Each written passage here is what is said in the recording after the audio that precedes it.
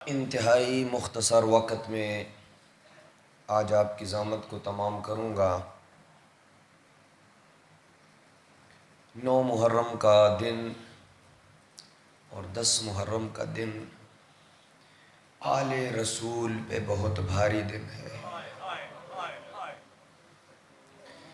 اس دن کو نہ پڑھنے کی ہمت ہوتی ہے اور نہ ہی کسی حبدار اہل بیت علیہم السلام کے لیے یہ سخت ہوتی ہے کہ وہ مصائب اہل بیت علیہم السلام کو سنے اور برداشت کرے۔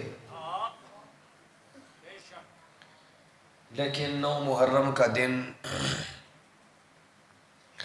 ہمیشہ عظمت سید الشہداء کے حوالے سے چند گزارشات میں کرتا ہوں، اور آج بھی سید الشہداء کی عظمت کے حوالے سے کچھ گزارشات عرض کر کے مصائب کی طرف آؤں گا۔ حسین ابن علی، تیرے لاکھ احسان ہیں کہ جس نے اسلام کو نئی زندگی عطا کی۔ آج اگر تیری نمازیں موجود ہیں، تیری عبادتیں موجود ہیں، تیرے اذکار موجود ہیں، یہ سب مرہون منت ہیں سید الشہداء کی اس عظیم الشان قربانی کے بدلے میں جو کربلا میں قربانی سید الشہداء نے دی ہے۔ قیامت تک کوئی ایسی قربانی نہیں پیش کر سکے گا، اور اللہ سبحانہ و تعالی ازل سے یہ بات جانتا تھا کہ میرے حبیب کا نواسہ کربلا میں ایک ایسی لازوال قربانی پیش کرے گا جس وجہ سے اللہ سبحانہ و تعالی نے اپنے عرش کو بھی ذکر حسین کے ساتھ مزین کیا ہے۔ معراج کی احادیث کو اگر اٹھا کے دیکھ لے تو بہت زیادہ معراج کے واقعات آپ کو نظر آئیں گے۔ ان احادیث میں سے جو درجنوں معراج کی احادیث ہیں، ایک حدیث آپ کے سامنے تلاوت کر رہا ہوں کہ رسول اسلام جب معراج پہ گئے، پہلے آسمان کو عبور کیا، دوسرے کو، تیسرے کو، 7ویں آسمان کو عبور کرنے کے بعد اللہ کے عرش الہی کے سائے تلے جب پہنچے تو عرش کے سائے تلے یہ تحریر لکھی ہوئی دیکھی: ان الحسین مصباح الہدی و سفینۃ النجاۃ، کہ بے شک میرا حسین ہدایت کا چراغ ہے اور نجات کی کشتی ہے۔ کب انسان کو ہدایت کے چراغ کی ضرورت پڑتی ہے؟ کب انسان کو چراغ کی ضرورت پڑتی ہے؟ جب انسان اندھیرے میں ہوتا ہے اور چیزوں کی شناخت اسے نہیں ہو رہی ہوتی ہے، تو اس وقت وہ چراغ کی طرف محتاج ہوتا ہے۔ تو امام حسین علیہ السلام کو جو رسول اسلام نے یہ تمغہ عنایت کیا، بلکہ در حقیقت یہ اللہ سبحانہ و تعالی کی کلام ہے جس سے عرش الہی مزین ہے۔ تو یہ جو حسین مظلوم کو ہدایت کا چراغ کہا گیا ہے، یہ اس وجہ سے ہدایت کا چراغ کہا گیا ہے کہ اللہ اپنے علم ازل سے یہ بات جانتا تھا کہ جب بھی انسانیت ظلم و جور کے اندھیرے میں گھر جائے گی، جب بھی دنیا بے حجابی کے اندھیرے میں گھر جائے گی، جب بھی دنیا بربریت اور ستم کے اندھیروں میں ادھر سے ان کی لپیٹ میں آ جائے گی، جب بھی دنیا کو ظلم و ستم کا اس کے اندر اتنا زیادہ ظلم ہو جائے گا، عدل و انصاف ختم ہو جائے گا، اس وقت میری امت کو بلکہ پوری انسانیت کو ایک چراغ کی ضرورت ہوگی، جو بھی اس چراغ کے پیچھے چلتا چلا جائے گا ہدایت اس کا مقدر بنتی چلی جائے گی۔ اور وہ چراغ سید الشہداء امام حسین علیہ السلام کے علاوہ کوئی اور چراغ نہیں ہے۔ اب اس چراغ سے مراد یہ مادی چراغ نہیں ہے جیسے کہ آپ ٹیوب لائٹ دیکھ رہے ہیں یا فانوس دیکھتے ہیں یا اور کوئی ایسی چیز کی جو ٹیوب لائٹ کی شکل میں ہوتی ہے جو روشنی فراہم کرتی ہے، نہیں، یہ ٹیوب لائٹ ظاہری چیزوں کو روشن کرتی ہے، حسین دلوں کو روشن کرتا ہے۔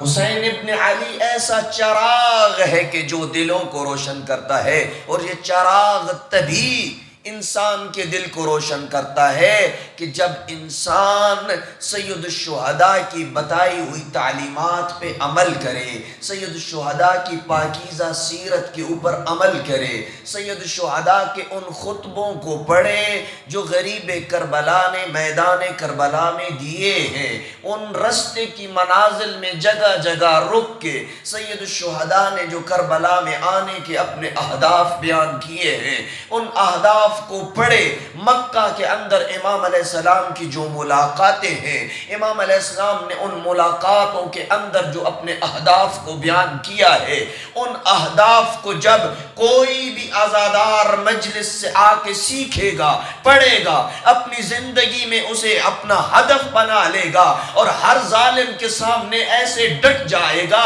جیسے حسین ابن علی ڈٹ گئے تھے، یہی سچا حبدار بھی ہے، عزادار بھی ہے۔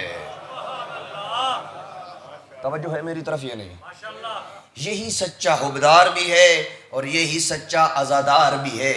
سید الشہداء امام حسین علیہ السلام کی عالمگیر تحریک نہضت کربلا، نہضت امام حسین علیہ السلام، اس کو آج بھی حقیقی معنوں میں سمجھنے کی ضرورت ہے۔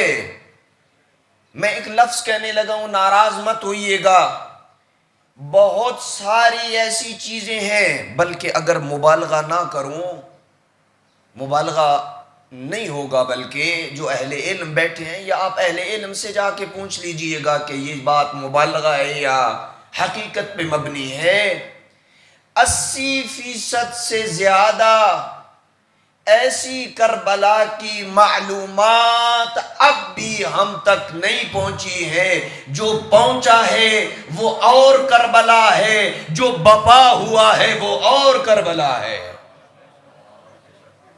اتفاق کریں گے مجھ سے یا نہیں؟ جو پہنچا ہے ہم تک، جو پہنچے سے مراد میں اپنے بر صغیر پاک و ہند کی بات کر رہا ہوں، وگرنہ وہاں کی بات نہیں کر رہا ہوں جو مراکز علمیہ ہیں۔ وہاں پہ جب خطیب آتا ہے، میں آپ کو نجف کربلا کی بات بتاؤں، وہاں پہ جب خطیب آتا ہے تو وہ 1 محرم سے لے کے 10 محرم تک فقط واقعات کربلا پڑھتا ہے، کتاب اپنے ہاتھ میں رکھ کے واقعات کربلا جو کربلا میں منعقد ہوئے ہیں ان کے متعلق گفتگو کرتا ہے، تجزیہ اور تحلیل کرتا ہے کہ امام حسین علیہ السلام نے یہ قدم اٹھایا تو کیوں اٹھایا، امام حسین علیہ السلام نے مدینہ چھوڑا تو کیا اسباب تھے، کیوں چھوڑا، امام حسین علیہ السلام نے مدینہ سے مکہ آئے اور مکہ سے امام حسین علیہ السلام کربلا آئے، کیا وجہ تھی کربلا آ گئے۔ اور یہ ایک سادہ لوگوں کی بنائی ہوئی یہ باتیں ہیں کہ 8 محرم کو غریب کربلا بندے ہوئے احرام کھول کے چل پڑے۔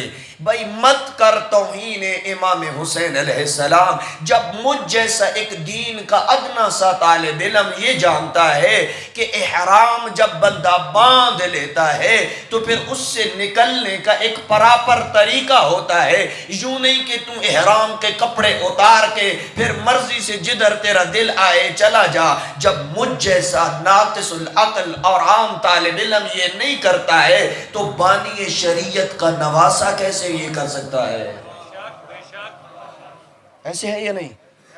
بس ان کی باتوں میں نہ آیا کریں کہ بندے ہوئے احرام کھول کے چل پڑے. بھائی عمرہ جو کر کے آئے ہیں یا جو حج کر کے آئے ہیں، حج کے احرام سے یا عمرہ کے احرام سے نکلنے کا ایک طریقہ ہے. جب انسان احرام باندھ لیتا ہے، جب تک وہ پراپر اعمال انجام نہیں دیتا ہے، وہ حج سے کہ احرام سے نہیں نکلتا ہے. یہ کیا آپ دنیا کو درس دے رہے ہیں کہ سید الشہداء کے متعلق کہ سید الشہداء نے بندھے ہوئے احرام کھول دیے تھے؟ ایسے کوئی بندہ حالت احرام سے باہر نہیں نکلتا ہے. اس کا مطلب یہ بھی نہیں ہے کہ سید الشہداء کے لیے شریعت کوئی اور تھی، تیرے لیے اور میرے لیے کوئی شریعت اور ہی ہے. حلال محمد حلال الی یوم القیامہ، حرام محمد حرام الی یوم القیامہ. محمد کا حلال کیا ہوا قیامت تک حلال ہے، محمد کا حرام کیا ہوا قیامت تک حرام ہے. تو پس اللہم صلی علی محمد و محمد. تو پس کیا مطلب ہے کہ سید الشہداء 8 ذی الحج کو احرام کھول کے چل پڑے؟ بھائی مطلب یہ ہے کہ غریب کربلا 2-3 شعبان کو مکہ میں داخل ہوئے تھے، اور امام علیہ السلام اپنے علم ابدی سے یہ بات جانتے تھے کہ مجھے کربلا جانا ہے اور مجھے حج نہیں کرنے دیا جائے گا. امام علیہ السلام نے مکہ میں داخل ہوتے ہوئے حج کے احرام کے نیت سے کوئی احرام باندھا ہی نہیں تھا. امام علیہ السلام تو عمرہ مفردہ کا احرام باندھ کے آئے تھے.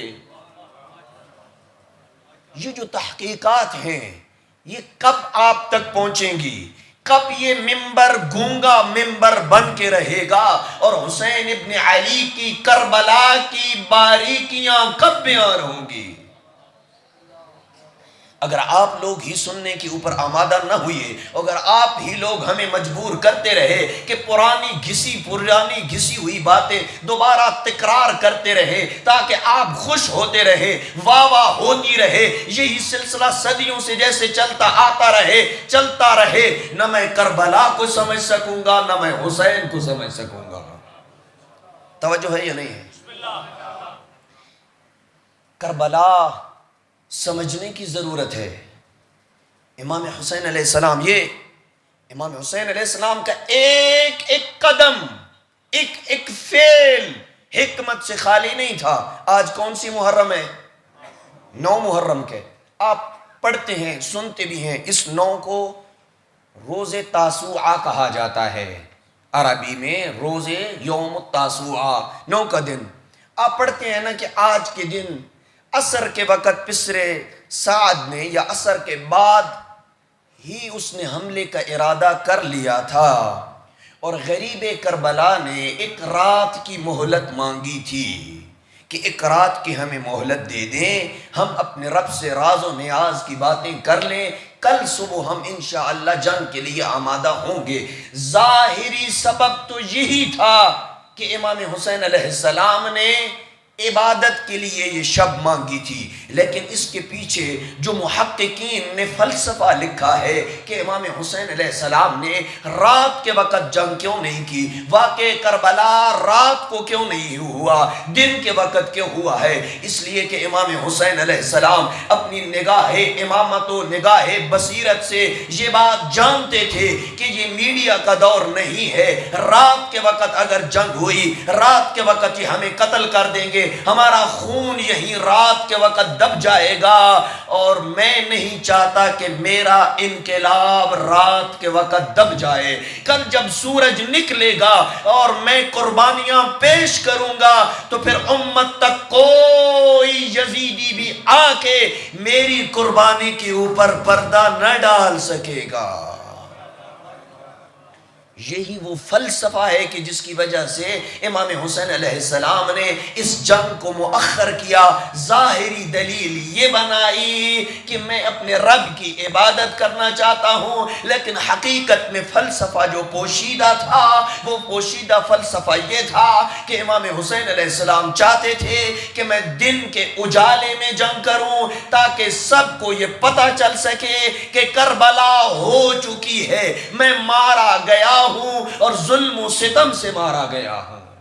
اور اگر یہ واقعہ رات کو ہو جاتا تو بنو امیہ اپنے پراپوگنڈے کے ذریعے امام حسین علیہ السلام اور ان کے اصحاب کو راتوں رات ختم کر دیتے، اور یہ واقعہ تاریخ کی اوراق کی نظر ہو جاتا، اور آج ہم تک یہ واقعہ نہ پہنچ سکتا۔ پس امام علیہ السلام نے کتنی بصیرت کے ساتھ ایک رات کی مہلت مانگ کے اپنی قربانی کو تحفظ بخشا ہے۔ بس اے شیعہ علی ابن ابی طالب، اگر حسین اپنی قربانی کو تحفظ دینے کے لیے یہ قربانیاں پیش کر سکتا ہے تو آج یا کل جب تیرے جلوس نکلیں گے تو نے بھی وہاں پہ حسین کی قربانی کی لاج رکھنی ہے۔ جب مؤذن کہے گا نا اللہ اکبر، تم حسینی تب ہوگا جب اپنے سینے پہ لگے ہوئی ہاتھوں کو وہیں روک کے صفے بنا کے کھڑا ہو کے یزیدیت کو بتائے گا حسین کربلا میں آیا تھا، نماز بچانے آیا تھا، میں آج حسینی بن کے نماز کا تحفظ کر رہا ہوں۔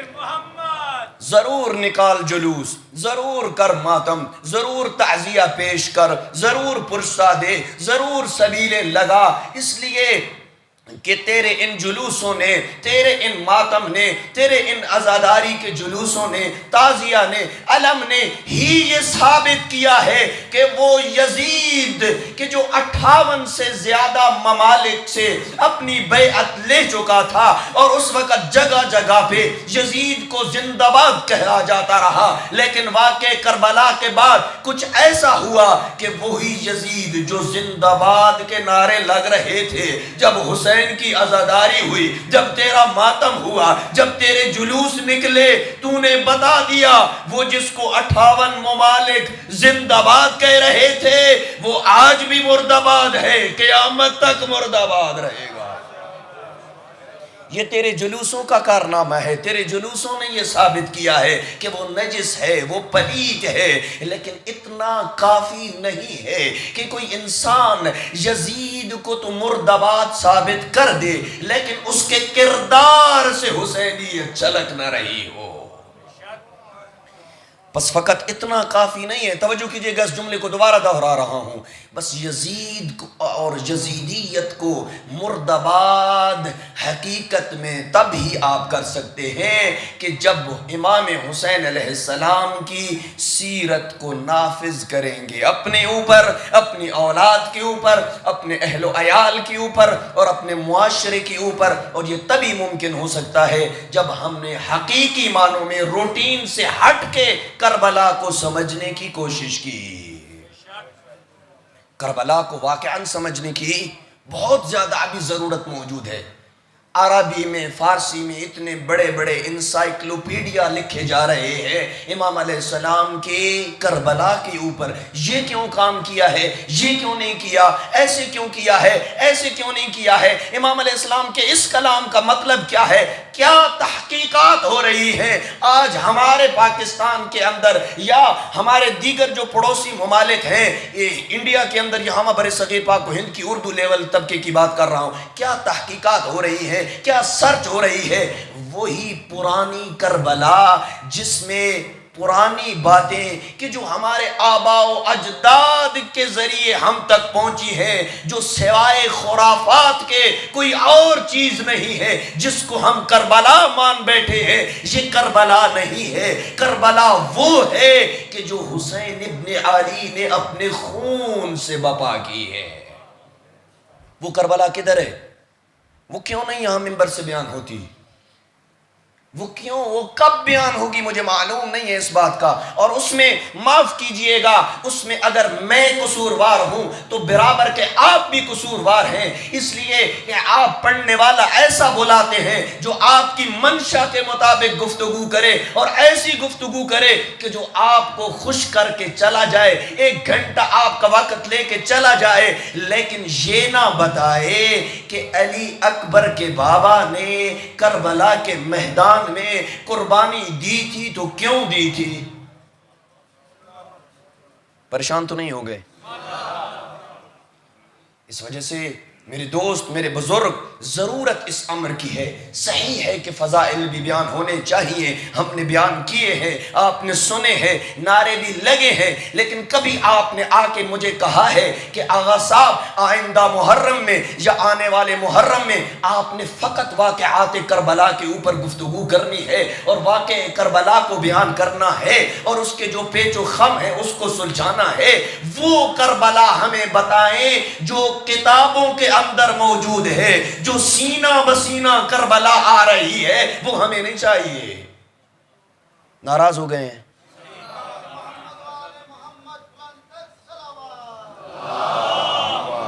صلی اللہ علیہ محمد۔ یہ ایک جملہ کہ حسین، اور اگر امام حسین علیہ السلام کب ہدایت کا چراغ ہیں؟ اگر امام حسین علیہ السلام کی حقیقی کربلا کو سمجھیں گے تو تب امام حسین علیہ السلام ہدایت کا چراغ ہیں۔ اور دوسرے جملے کے اوپر ابھی بڑی گفتگو باقی ہے، اس جملے کے اوپر میں کھول سکتا ہوں اس کو، لیکن وقت میرے پاس کم ہے۔ دوسرا جملہ اور میں نے ختم کر دی گفتگو۔ وَسَفِينَةُ النَّجَاةِ، حسین نجات کی کشتی ہے۔ ایک شخص صادق آل محمد کے پاس آیا، اللہم صلی علی محمد و آل محمد، کہا مولا کیا آپ سارے کے سارے نجات کی کشتی نہیں ہیں؟ تمہارا اول بھی نجات کی کشتی، تمہارا آخر بھی نجات کی کشتی، تمہارا اوسط بھی نجات کی کشتی، آپ سارے کے سارے نجات کی کشتی ہیں، پھر یہ کیوں کہا کہ سفینۃ النجات، کہ حسین فقط نجات کی کشتی ہے؟ صادق آل محمد نے کیا ہی پیارا جواب دیا، کہا کلنا سفن النجا، ہم سارے کے سارے نجات کی کشتی ہیں، لیکن سفینۃ جدی الحسین اوسع و اسرع، لیکن میرے جد حسین کی کشتی وسیع تر بھی ہے، تیز تر بھی ہے۔ اور اس سے تیز کشتی کسی کی ہو سکتی ہے کہ وہ حر جو چلا تھا مارنے، لیکن حسین کے خطبوں نے، حسین کے خطبوں نے، تو جملہ توجہ کیجئے گا، حسین کی کلام نے، حسین کے فرامین نے، حسین کے ارشادات نے حر ملعون کو حر رحمت اللہ بنا دیا۔ اگر ان صفوں میں کھڑا ہوتا تو آج جیسے ہم یزید کے اوپر لعنت کر رہے ہیں ایسے حر پہ بھی کر رہے ہوتے یا نہ کر رہے ہوتے؟ کر رہے ہوتے، لیکن یہ حسین کی کلام سے متاثر ہوا، حسین کی کلام نے اس کے دل کے اوپر اثر کیا، اس نے اپنے آپ کو جنت اور جہنم کے درمیان پایا اور یہ فیصلہ کرنے میں دیر نہ لگائی، جنت وہی ہے جدھر حسین ہے۔ اس سے تیز تر کشتی کسی کی ہو سکتی ہے جو حسین ابن علی کی کشتی ہے۔ اور جناب حر کی بھی بڑی توہین کی جاتی ہے ہمارے منابر سے، کہا جاتا ہے حر نے کون سی نمازیں پڑھی تھیں؟ بھئی حر نے اگر واقع کربلا ہمیں بتایا جاتا تو قبل اس کے کہ حر توبہ قبول کرتا، حر نے امام حسین علیہ السلام کی اقتداء میں نہ فقط خود نماز پڑھی بلکہ اپنے ساتھیوں کو بھی کہا کہ سید الشہداء کی اقتداء میں نماز پڑھو۔ ایسا ہے یا نہیں ہے؟ تو پس یہ بات ہی غلط ہے کہ حر نے کون سی نمازیں پڑھی تھی؟ نہیں، حر نے نماز پڑھی تھی، فرق اتنا تھا حر پہلے بھی نمازی تھا بعد میں بھی نمازی تھا۔ حر نے جو کام کیا ہے وہ کام کیا کیا ہے؟ حر نے اپنا قائد بدلا ہے۔ پہلے اس کا قائد کون تھا؟ ابن سعد اس کا قائد تھا، اس نے اپنا قائد بدلا اور اپنا مذہب تبدیل کر کے حسین ابن علی کی راہ پہ آ گیا، اور جب جام شہادت نوش کی تو حر کو یہ کہا تیری ماں نے تیرا نام حر رکھا ہے، تو دنیا میں بھی حر ہے آخرت میں بھی حر ہے۔ سب سے پہلا شہید کربلا کا حر قرار پایا، اور کیا اجر ملا ہے؟ کہ امام حسین علیہ السلام کے جوار میں جیسے مرقد سید الشہداء کا بنا ہوا ہے ویسے ہی مرقد حضرت حر کا بنا ہوا ہے. پس جو سید الشہداء کے ساتھ جڑ جاتا ہے اور ان کی سیرت پہ گامزن ہو جاتا ہے یہی وہ ولایت ہے جس کو ہم 10 دن بیان کرتے رہے ہیں. اس کے علاوہ کوئی ولایت ہے؟ یہی ولایت ہے. ان کی محبت کا دم بھرنا یعنی ان کی سیرت کو اپنانا، ان کی سیرت کی جو باریک بینیاں ہیں ان کو محققین علماء کے پاس جا کے بیٹھنا اور بتانا اور اپنے ذہن کے اندر موجود سوالات کے جوابات لینا، یہی حقیقت ہے. انسان حسین شناس بھی بن جاتا ہے اور کربلا شناس بھی بن جاتا ہے.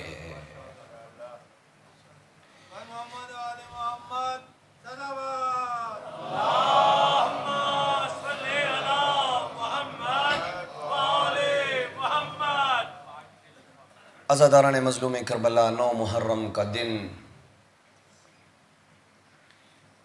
آل ابا پہ بہت بھاری تھا جیسے میں نے عرض کیا، اور ہمارے ہاں دستور ہے کہ 9 محرم منسوب ہے ہم شکل پیغمبر کی طرف. اتنی محبت تھی سید الشہداء کے کو اپنے بیٹے کے ساتھ، جب کبھی بے موسم انگور مانگتے تھے نا، یوں مسجد نبوی میں ہاتھ بڑھا کے بے موسم انگور اپنے بیٹے کو دیتے اور کہتے تھے کہ اکبر بیٹا یہ رکھ لو، اولیاء خدا کے پاس اور بھی بہت کچھ ہے. رکھم اللہ. میں کہوں گا حسین تجھ سے بڑھ کے کوئی غریب ہوگا، جوان بیٹا ہو اور آخری وقت ہو اور وہ مانگے تو مانگے ایسی کوئی چیز نہ مانگے کہ جو بے موسمی چیز ہو. عام ایک چیز 2 گھونٹ پانی کے مانگے. حسین جیسا بادشاہ ہو جو ہر چیز معجزے سے لا کے دے سکتا ہو، لیکن اتنے امام حسین علیہ السلام صابر و عاجز تھے کہ اپنے بیٹے کو 2 گھونٹ پانی کے نہ دے سکے. اجرکم اللہ. ایک جنگ میں محمد حنفیہ، بس 2 جملے تمہید کے اور میں جناب علی اکبر کے مصائب کے چند جملے کہوں گا. ایک جنگ میں جناب محمد حنفیہ جب حملہ کر کے دشمن سے واپس پلٹے نا، سخت گرمی کا موسم تھا، امیر المومنین کے پاس آئے. امیر المومنین علیہ السلام کے پاس مشق تھی، اپنے بیٹے محمد کو پانی پلایا. جو پانی بچ گیا نا وہ پانی اپنے ہاتھوں پہ لے کے اپنے بیٹے محمد حنفیہ کی زرہ کے اوپر چھڑکا تاکہ زرہ ٹھنڈی ہو جائے. میں کہوں گا علی تو کتنا فیاض اور کریم ہے، اپنے ایک بیٹے کی زرہ بھی ٹھنڈی کر رہا ہے. لیکن کاش تم کربلا میں ہوتا اور دیکھتا جب اکبر حملہ کر کے پلٹا تھا نا، اس نے کہا تھا بابا مجھے لوہے کی گرمی نے مار دیا ہے، اگر 2 گھونٹ مل جائے میں شامیوں کو شام پہنچا دوں. اجرکم اللہ. اجرکم اللہ. 2 جوان، علی اکبر کی خوبصورتی اس جملے سے زیادہ میں نہیں پڑھ سکتا. 2 جوان ایسے ہیں جو اپنے آباء و اجداد کی مشابہت رکھتے ہیں. عباس مشابہت رکھتے ہیں اپنے بابا علی کے ساتھ، جناب علی اکبر مشابہت رکھتے تھے اپنے نانا کے ساتھ. یہ دونوں جوان جب گھوڑے پہ سوار ہو کے مدینہ کی گلیوں میں چلتے تھے نا، خدا کی قسم مدینہ کے لوگ اپنے کاروبار بند کر دیتے تھے، ان شہزادوں کو دیکھتے تھے اور زیارت کرتے تھے. یہ ہم شکل پیغمبر ہیں اور یہ علی کا شیر عباس ہے. اجرکم اللہ. عزاداران مظلوم کربلا، آخری جملہ اور میں شہادت شروع کرنے لگا ہوں. ہمارے استاد آغا رئیسی کا یہ جملہ ہے، بہت پائے کے عالم دین ہے. وہ یہ جملہ پڑھتے ہیں کہ جب یزید ملعون کے سامنے سر لائے گئے نا، جب اس کی نگاہ جناب علی اکبر کے سر اقدس پہ پڑی نا، تو اس نے پوچھا یہ کس کا سر ہے؟ کہا یہ حسین کے بیٹے علی اکبر کا سر ہے۔ یزید ملعون جس نے حسین کے قتل کا حکم دیا تھا، اپنی جگہ سے کھڑا ہوتا ہے پھر بیٹھتا ہے، کھڑا ہوتا ہے پھر بیٹھتا ہے، اور ایک جملہ کہتا ہے، کہا پھر تم نے حسین کو کیوں مارا ہے؟ کہا تیرا ہی تو حکم تھا۔ کہا کمینے حیا کرو، جس کا اتنا پیارا بیٹا مارا جائے پھر اس کو مارنے کی ضرورت نہیں رہتی ہے، وہ خود ہی مر جاتا ہے۔ ذرا اپنے سینے پہ ہاتھ رکھ کے ماتم کر کے یہ جملہ پیش کر غریب کربلا کو، ہائے حسین تیرے اکبر کے بڑے ارمان ہیں، آئے حسین تیرے اکبر کے بڑے میں ارمان ہے۔ عزاداران مظلوم کربلا، 10 محرم کا دن آیا، دفتر قربانیاں شروع ہوئی، اصحاب ایک ایک کر کے رخصت ہونا شروع ہو گئے۔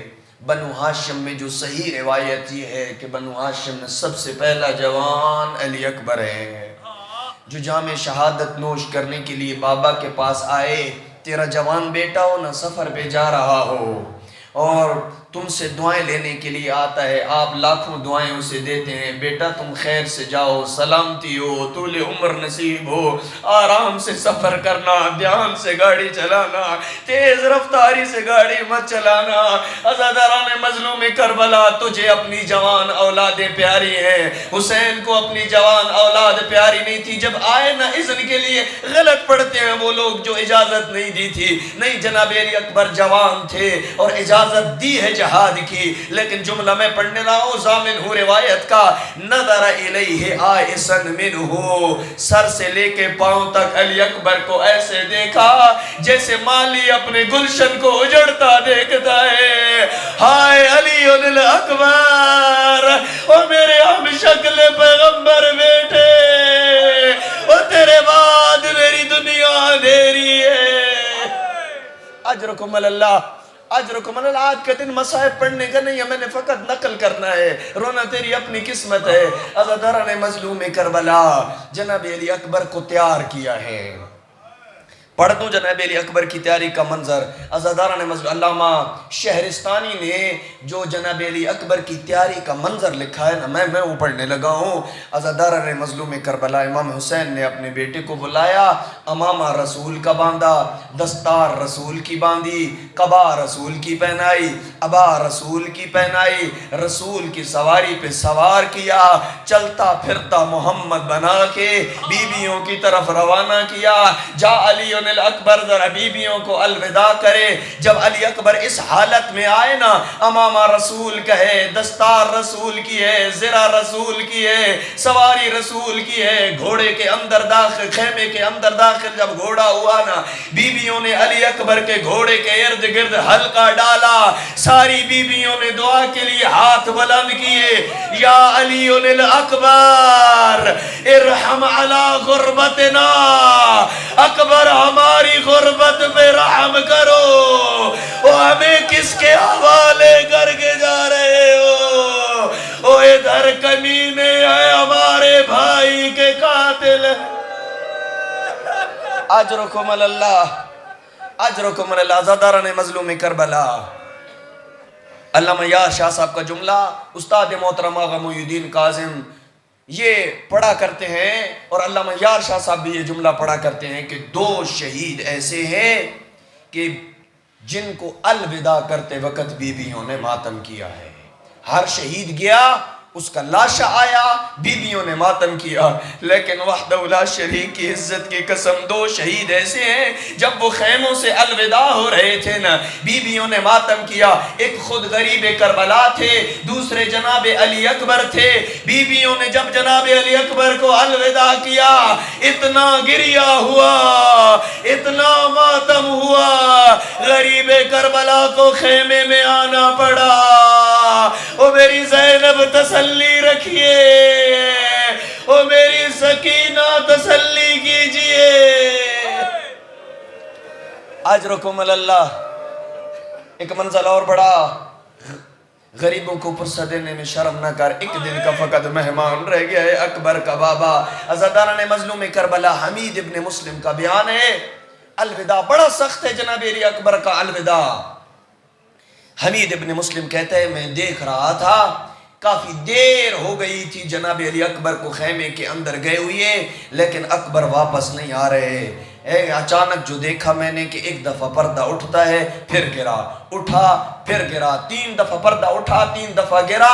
یہ راز اس وقت کھلا جب علی اکبر الوداع کر کے بیویوں کو خیمے کے دروازے پہ آتے نا، کوئی بی بی پیچھے سے آ کے اکبر کی عبا کو پکڑتی، کوئی اکبر کے ہاتھ کو پکڑتی، او عبا ہم شکل پیغمبر کے در جا رہے ہو، ایک مرتبہ ہمیں پھر الوداع کرتے چلو۔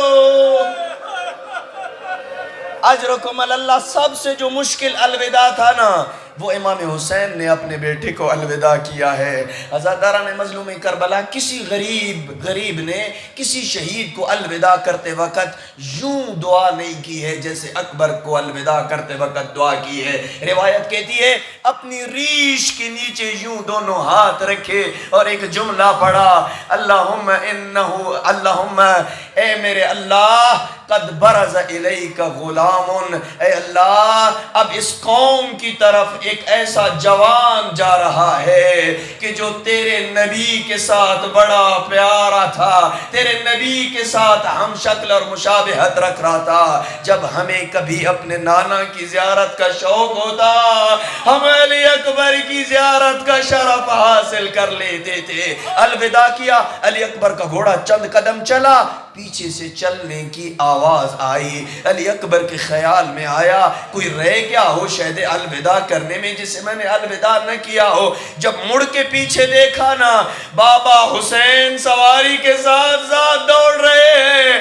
بابا میں تو الوداع کر چکا ہوں، او میرے بیٹے پیچھے مڑ کے دیکھتا رہے، او میں تیری زیارت کرتا رہوں گا۔ او جوان اولاد والو، اپنے جگر پہ ہاتھ رکھ کے پوچھو تیرا جوان کجا، علی اکبر کجا۔ اجرکم اللہ، اجرکم اللہ۔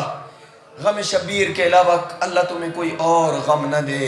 عزاداران مظلوم کربلا آئے جناب علی اکبر، جنگ کی، بڑی جنگ کی، پہلے ہی حملے میں 120 یزیدیوں کو فنار کرنے کے بعد جب پیاس نے مجبور کیا نا، تو بابا کے پاس واپس پلٹ کے آئے، کہا بابا اگر 2 گھونٹ پانی کے مل جائیں نا، میں شامیوں کو شام پہنچا دوں۔ اب کتنا عاجز تھا حسین۔ کہا اکبر بیٹا اپنی زبان باہر نکالو، اپنی زبان باہر نکالی، اپنی زبان علی اکبر کی زبان میں رکھی۔ جو ہی امام حسین نے اپنی زبان علی اکبر کی زبان پہ رکھی، فوراً علی اکبر نے زبان کو باہر کھینچ لیا۔ کہا بابا تیری زبان تو میری زبان سے زیادہ خشک ہے، اور تو مجھ سے بھی زیادہ پیاسا ہے۔ ہائے حسین تیری پیاس، ہائے زہرا کے لال تیری پیاس۔ اجرکم اللہ۔ انگوٹھی اتاری اپنی اور کہا اسے منہ میں رکھ لو، نانا حوض کوثر پہ جام لیے تیرا انتظار کر رہے ہیں۔ سمجھ گئے علی اکبر اب میری شہادت کا وقت قریب ہے۔ 3 روایات ہیں، میں تینوں پڑھوں گا۔